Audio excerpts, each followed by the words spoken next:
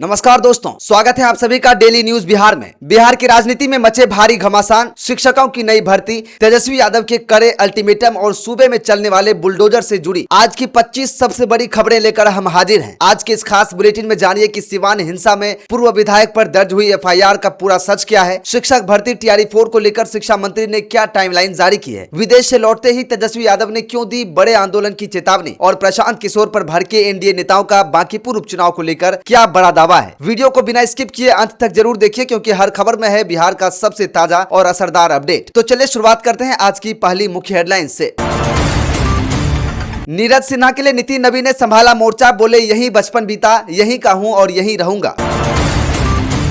तेज प्रताप यादव की गिरफ्तारी पर भड़की रोहिणी, तेजस्वी यादव बोले कल तक रिहा करो वरना होगा आंदोलन।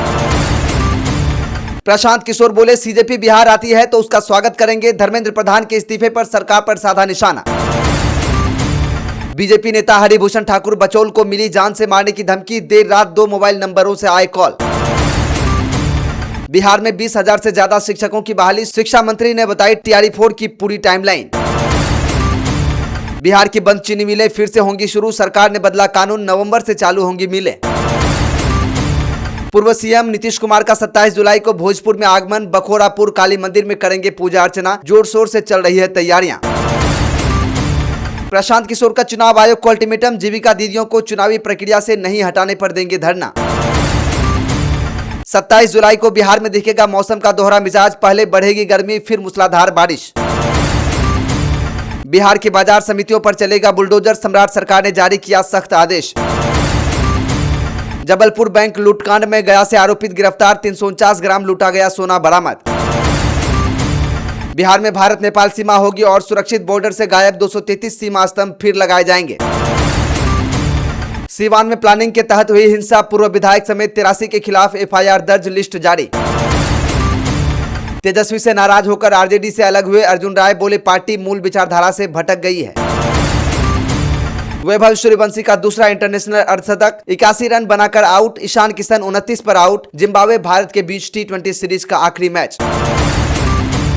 चलिए अब खबरों को जानते हैं विस्तार से। बीते दिनों बिहार बंद के दौरान सिवान में हुई उग्र हिंसा और पुलिस बल पर पथराव मामले में प्रशासन ने बेहद कड़ा एक्शन लिया है। पुलिस जांच और वीडियो फुटेज के आधार पर पूर्व विधायक समेत 83 लोगों को नामजद आरोपी बनाते हुए एफआईआर दर्ज कर ली गई है। पूछताछ के दौरान गिरफ्तार आरोपियों के कबूलनामे से साफ हुआ है कि इस पूरे बवाल को एक सोची समझी रणनीति और प्लानिंग के तहत अंजाम दिया गया था। पुलिस अधिकारियों का स्पष्ट कहना है कि उपद्रवियों की सूची जारी कर दी गई है और उनकी गिरफ्तारी के लिए लगातार छापेमारी जारी है। कानून व्यवस्था बिगाड़ने वाले किसी भी शख्स को बख्शा नहीं जाएगा।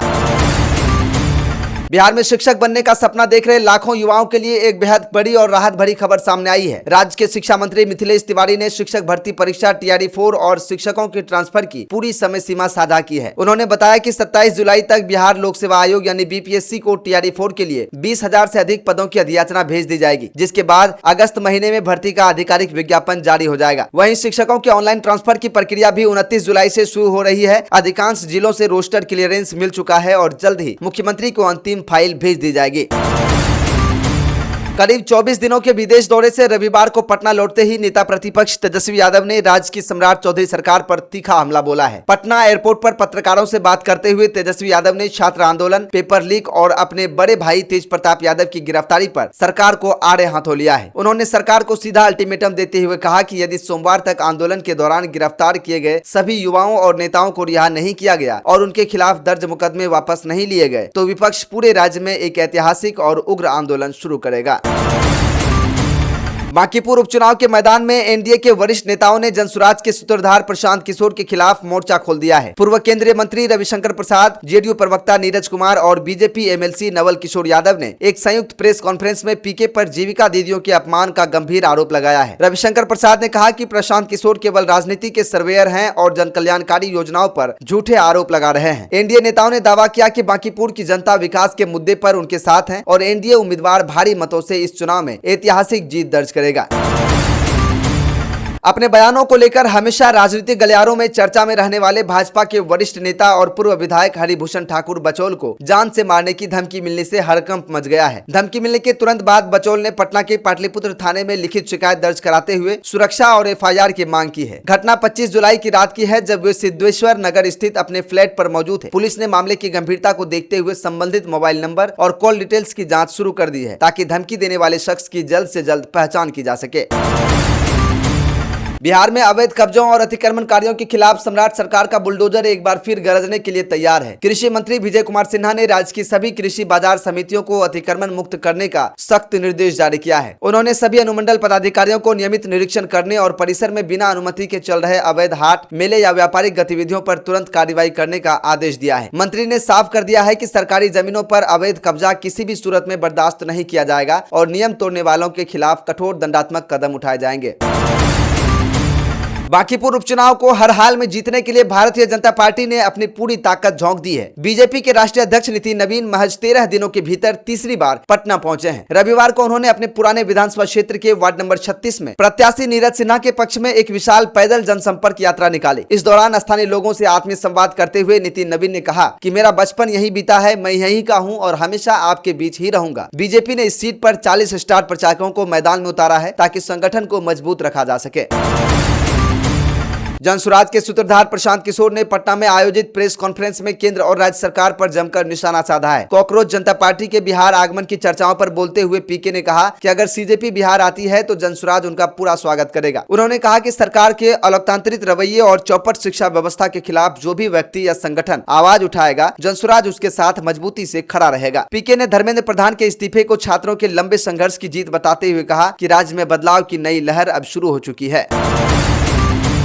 पटना की सबसे चर्चित बांकीपुर विधानसभा सीट पर होने वाले उपचुनाव के लिए मतदान की तारीख नजदीक आते ही मतदाताओं में उत्साह देखने को मिल रहा है। अगर आप बांकीपुर के निवासी हैं और अपना नाम वोटर लिस्ट में चेक करना चाहते हैं तो यह बेहद आसान और आपके पास वोटर ID कार्ड नंबर ना भी हो तब भी आप चुनाव आयोग की आधिकारिक वेबसाइट पर जा सकते हैं। वहाँ सर्च बाय डिटेल्स विकल्प चुने, अपना नाम, पिता या पति का नाम, उम्र, राज्य में बिहार, जिला पटना और विधानसभा क्षेत्र बांकीपुर चुनकर सर्च करें। क्लिक करते ही आपका नाम और मतदान केंद्र की पूरी जानकारी स्क्रीन पर आ जाएगी।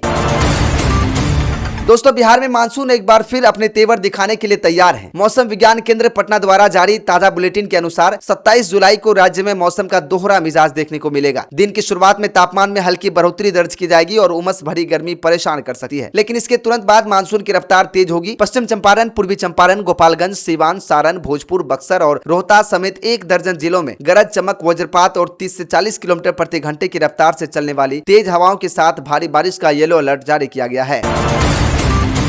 तो दोस्तों, ये थी बिहार की राजनीति, अपराध, रोजगार और मौसम से जुड़ी आज की 10 सबसे बड़ी और सनसनीखेज खबरें। शिक्षक भर्ती की टाइमलाइन, तेजस्वी के अल्टीमेटम और बांकीपुर उपचुनाव के इस घमासान पर आपकी क्या राय है, हमें नीचे कमेंट सेक्शन में लिखकर जरूर बताइए। अगर आपको यह वीडियो पसंद आया हो तो इसे एक लाइक करें, अपने दोस्तों के साथ ज्यादा से ज्यादा शेयर करें और बिहार के हर छोटे बड़े अपडेट से लगातार जुड़े रहने के लिए हमारे चैनल को तुरंत सब्सक्राइब कर लें। जल्द ही मिलते हैं आपसे अगले ताजा बुलेटिन अपडेट के साथ। तब तक के लिए देखते रहिए डेली न्यूज बिहार। नमस्कार।